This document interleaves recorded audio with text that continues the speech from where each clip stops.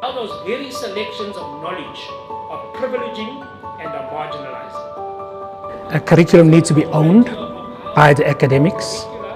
Curriculum needs to reflect an identity of the institution, in this case STADIO, and curriculum needs to be transformative in nature.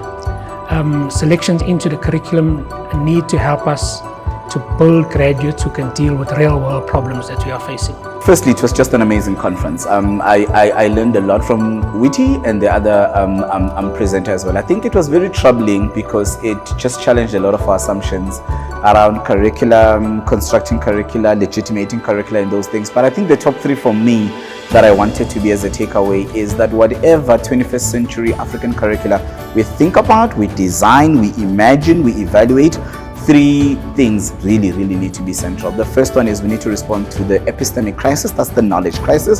What kind of knowledge are we working with? Where are they geographically located? What is their positionality? Secondly, the crisis, the cultural crisis. So that is the concern that is being expressed by the black students, the black academics, who are always lamenting the challenges, the alienation, the frustrations that they're experiencing in the university, essentially navigating, grappling with institutional racism and others. And then finally, we cannot run away from the economic challenges that a lot of our students are facing. Your hunger, homelessness on campus, not having enough food to eat. I think if we're to resolve and respond to those three crises, then we're in a much better place to be able to create this responsive and inclusive curriculum. For me, it's very important for all our academics to understand that we cannot only engage students on knowledge and skills. Knowledge is a threshold competency. It won't make you competitive, it won't make you successful.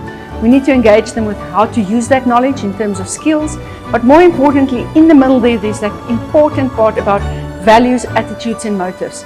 And thirdly, I think the notion that in South Africa maybe the concept of phronesis, and phronesis is the concept of practical wisdom, it's that whole notion of doing what's good for me and doing what's good for you, is perhaps a good paradigm to actually challenge our students to say, who are you, what are your values, what are your attitudes?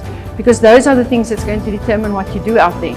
Not your knowledge, not your skills, it's those things. So one of the key issues today was the idea of co-creating curriculum with students that came through right at the end. And I think that then is of direct benefit to students because students have a voice into the curriculum. A lot of us were trained with Pierre Bourdieu, Michel Foucault, Habermas, and that's your default. And because you trained with that, you're going to supervise those kind of theorists as well. And so I'm really asking them to be comfortable with being uncomfortable.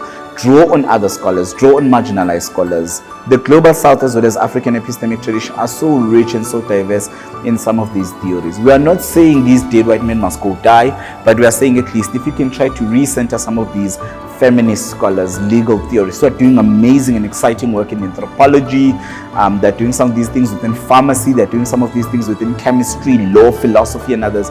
So certainly we have a rich corpus and body of work that we can draw from. So my plea to the students is to be a little bit uncomfortable beyond their training and to look for these marginalized and deliberately silenced scholars.